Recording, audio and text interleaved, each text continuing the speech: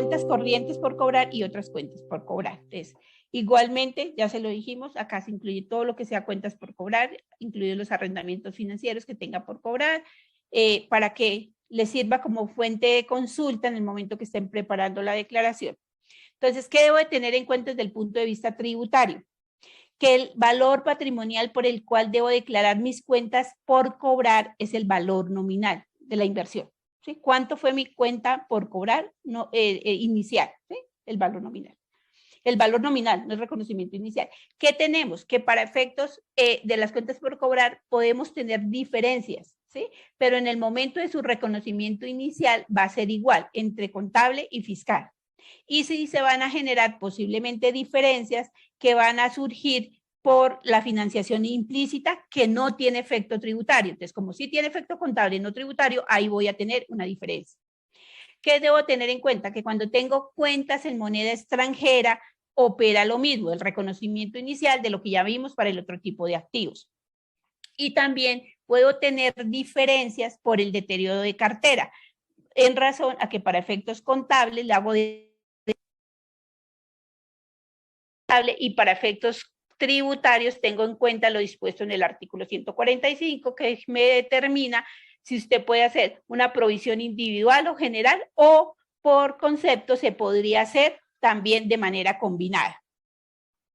¿Qué es importante en las cuentas por cobrar? Verificar que las retenciones a favor de cada uno de los impuestos se deben cruzar contable y fiscalmente contra el impuesto causado, ¿sí? Lo lógico no es que usted refleje en su declaración de renta un pasivo por impuesto de renta y las retenciones o el anticipo lo tenga como un activo, ¿sí? Por retenciones o por anticipos. Entonces, lo debe cruzar tanto para efectos contables como para efectos fiscales para que no se les olvide. Verificar que si ustedes tienen préstamos en dinero de sociedades a sus socios o socios accionistas o viceversa, tiene que validar el tema del interés presunto. O sea, si yo no pacté un interés, ¿cierto? sobre esos préstamos, pues tengo que reconocer, irme a la norma de valor presunto y aplicar cuánto es la tasa, que para el año gravable 2021 es el 1.89, el rendimiento mínimo presunto. Entonces, tener en cuenta eso, validar. Tener en cuenta que para efectos de la provisión de cartera se debe clasificar la cartera por edades, aplicando el método más favorable al contribuyente en cada momento. Acá podemos ver las incidencias que podemos tener. Entonces, yo tengo que tener la cartera por edades y le ratifico algo. Aquí es la cartera por edades de vencimiento. O sea, si yo le di a un cliente un plazo para pagarme la factura de 6 meses, pues así lleve más de ejemplo, más de 2 años. O sea, le di un año para que me pagara la factura. Pues esta factura no se ha vencido. Entonces, yo no puedo reconocer como que sea una factura que tenga derecho a provisión de cartera, ¿sí? Porque no tengo en cuenta la fecha de la factura, sino la fecha del vencimiento de la factura.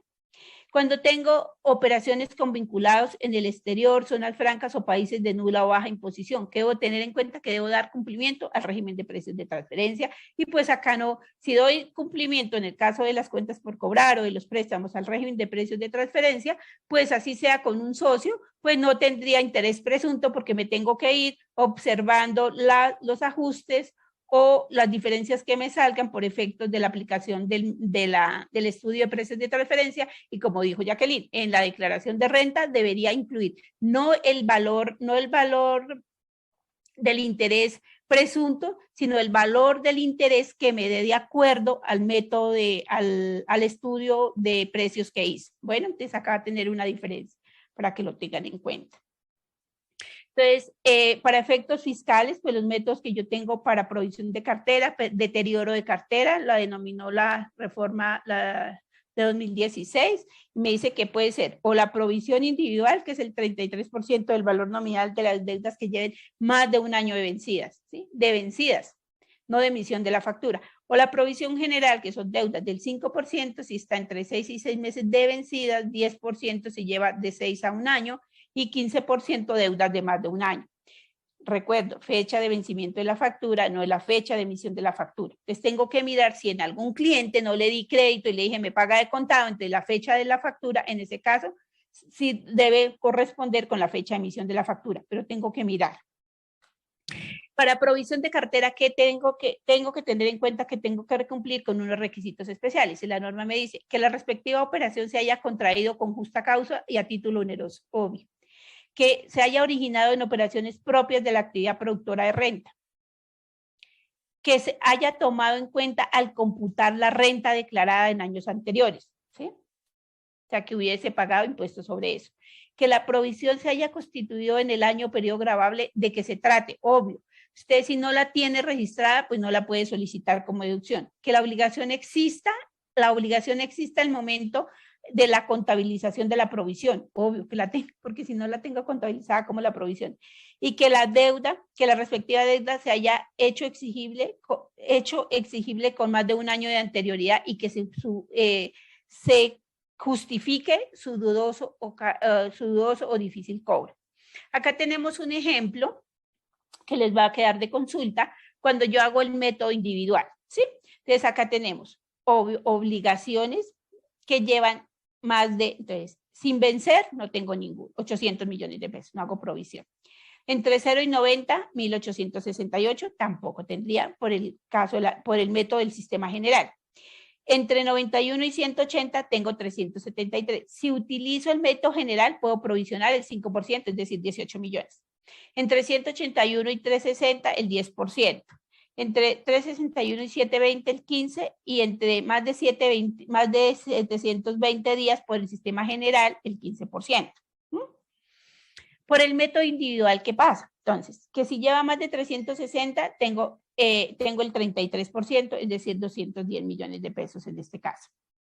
Entre 720 y 1080, el 66%, y entre más de 1081, el 99%.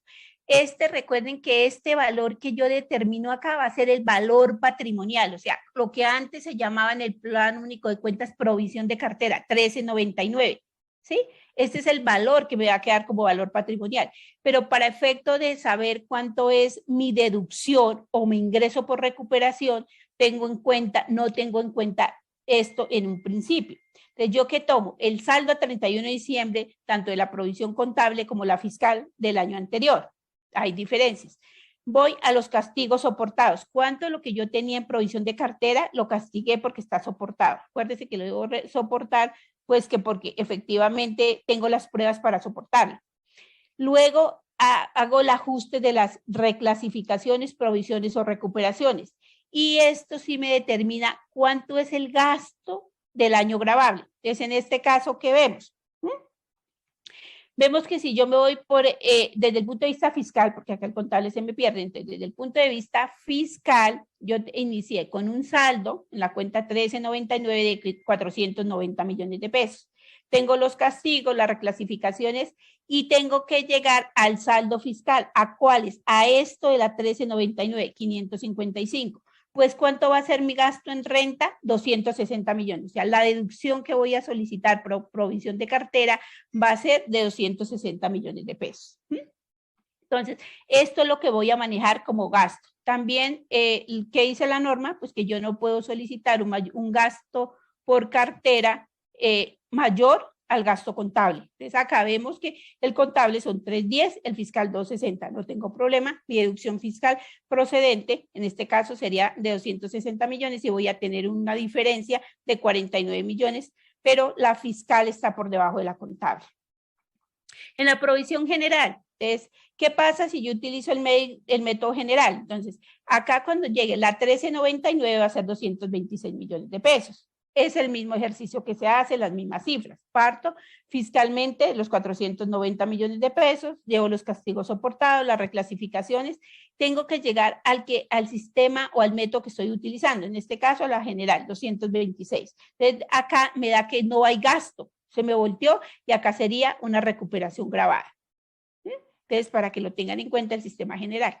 Ahora tenemos el concepto 13555, muy viejito, del año 98, pero aún continúa vigente. ¿Y qué me dice? Que usted puede hacer una combinación entre cartera por el método general y por individual. Entonces, en este caso hicimos un ejercicio. Si tomáramos el 5% de estas deudas que llevan entre 91 y 60, entonces me da que entonces en la 1399 en mi papel de trabajo debería tener 573. Y vemos que por el sistema general acá igualmente en el ejercicio que vemos el mismo ejercicio con las mismas cifras, pero ¿qué me está cambiando? El valor del gasto que estoy solicitando. Acá contablemente tengo 310, fiscalmente tengo 309, no tengo problema. Si tuviese 290, no me puedo solicitar sino hasta 290, pese a que me esté dando acá y acá me va a dar el ajuste. Esta será la deducción final. También existe la otra posibilidad es que usted pueda dar de baja el castigo de cartera por deudas que definitivamente ya no son incobrables.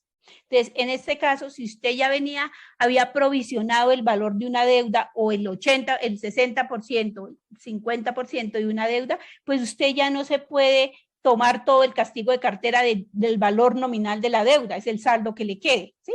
Entonces, los requisitos que me trae el artículo 146 me dice, de las deudas manifiestamente perdidas podrá deducirse, sí, fue descargada en el año periodo gravable, obvio, deberá demostrarse la realidad de la deuda y se justifique su descargo y se pruebe que la obligación exista al momento del descargo y que se ha originado en operaciones productoras de renta.